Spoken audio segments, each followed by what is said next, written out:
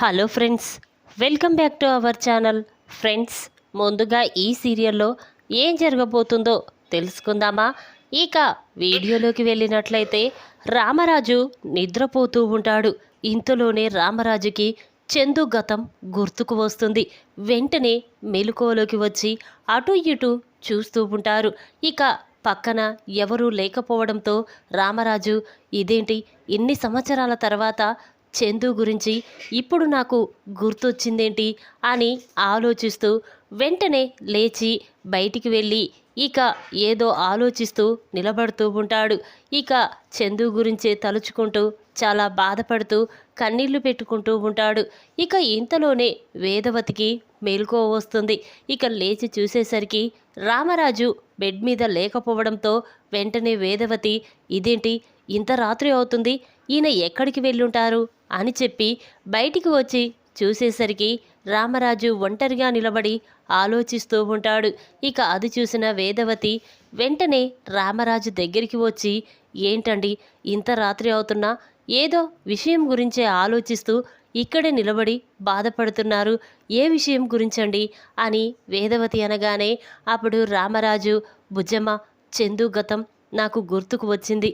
ఇన్ని సంవత్సరాల తర్వాత చందు చిన్న పిల్లగాడిగా ఉన్నప్పుడు ఎలా ఉండేవాడు, ఈరోజు అలా కనిపించాడు, ఎందుకలా గుర్తొచ్చిందో నాకు అర్థం కావడం లేదు అనగానే అప్పుడు వేదవతి అదేంటండి అది ఎప్పుడో మర్చిపోవాలని చెప్పాను కదా, ఇప్పుడు చందు గురించి గతం గుర్తుకు తెచ్చుకొని బాధపడుతూ ఉంటే ఆ విషయం ఎవరికైనా తెలిస్తే చందు మన కన్న కొడుకు కాదని అందరికీ తెలిసిపోతుంది.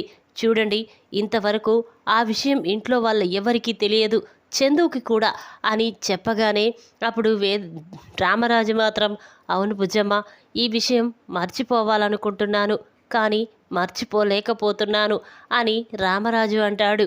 ఇక వేదవతి మాత్రం చూడండి చందు మన కన్న కొడుకు కాదని ఇంట్లో వాళ్ళకి బయటి వాళ్ళకి ఎవరికి తెలియకూడదు అనగానే ఈ రామరాజు సరే బుజ్జమ్మ అని ఇద్దరు మాట్లాడుకుంటూ ఉంటారు. అట్గా వెళ్తున్న నర్మద రామరాజు వేదవతి మాటలు విని ఒక్కసారి షాక్ అయిపోయి చూస్తూ ఉంటుంది. ఇదేంటి చందు బావ గురించి ఏదో మాట్లాడుకుంటూ ఉన్నారు, చిన్నప్పటి నుండి చందుకి ఈ విషయం తెలియదని అంటున్నారు, ఏ విషయమై ఉంటుంది అని చెప్పి నర్మద అనుకుంటూ ఉండగా ఇక వెంటనే వేదవతి రామరాజు అక్కడి నుంచి వెళ్ళిపోతారు. ఇక నర్మద మాత్రం గదిలో ఒంటరిగా కూర్చొని రామరాజు వేదవతి అన్న మాటల గురించే ఆలోచిస్తూ ఉంటుంది. వాళ్ళిద్దరూ ఏం మాట్లాడుకున్నారో ఆ విషయం గురించి తెలుసుకోవాలి.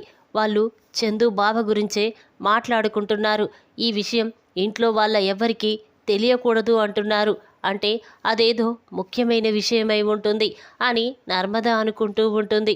ఇక ఇంతలోనే ఉదయం అవుతుంది. అందరూ ఎవరి పనులోకి వాళ్ళు వెళ్ళిపోతారు.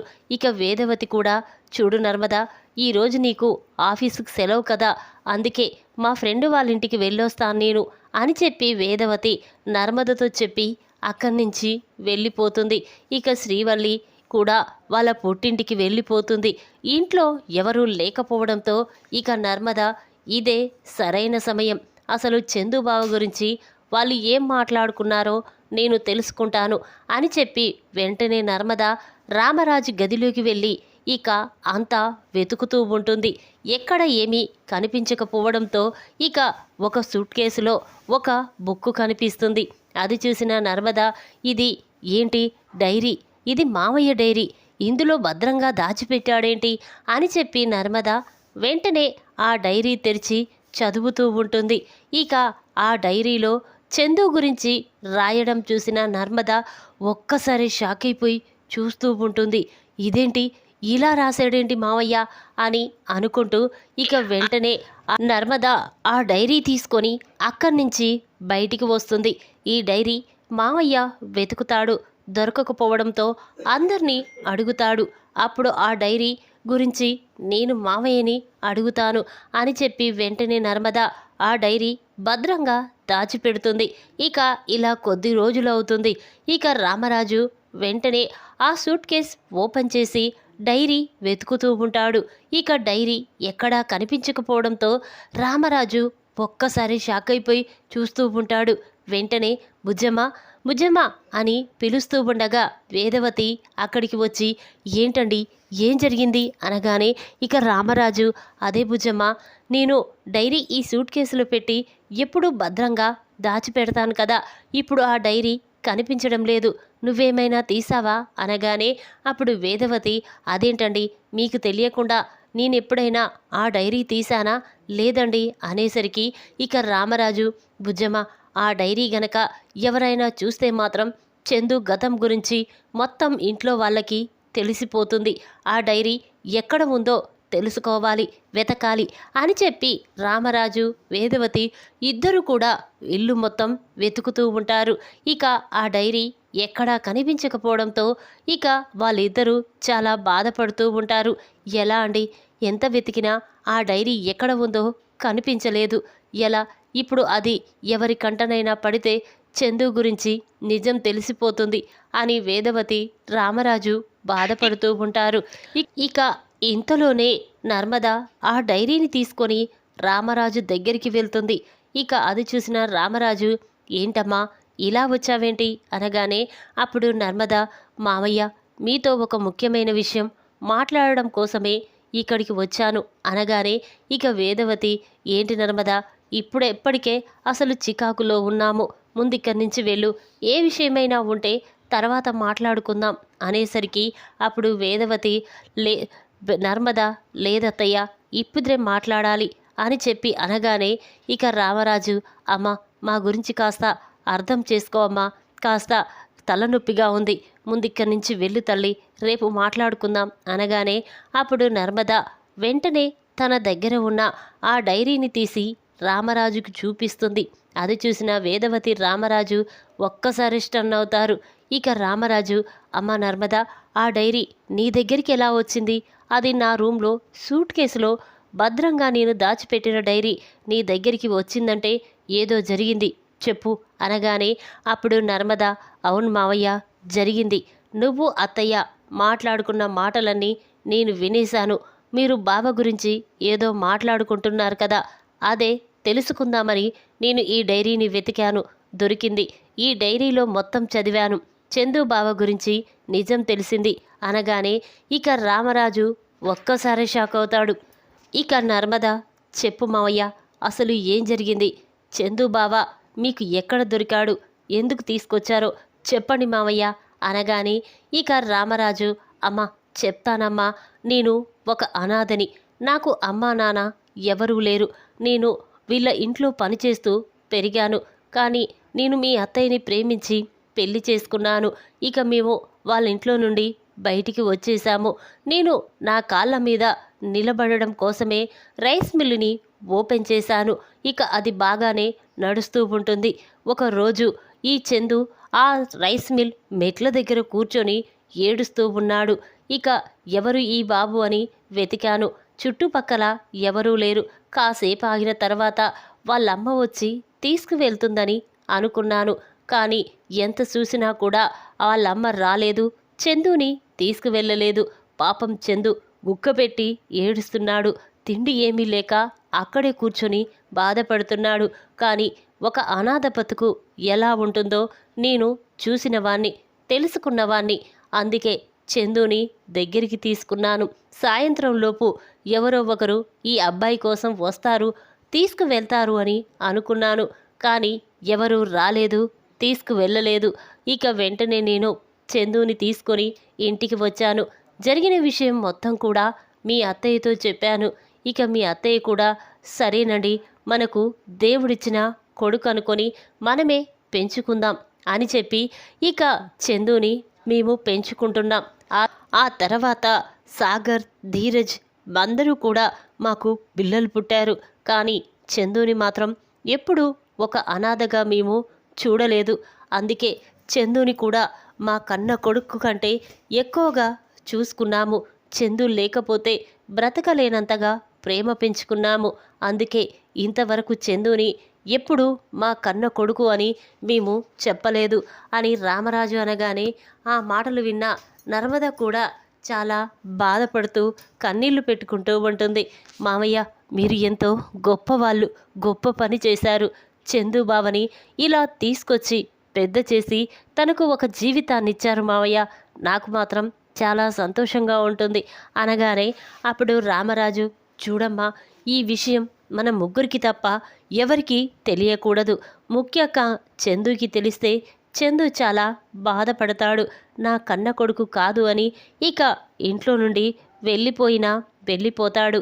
అందుకే ఈ విషయం చందు కూడా తెలియకూడదమ్మా అనగానే అప్పుడు నర్మద, అదేంటి మావయ్య అలా మాట్లాడతారు?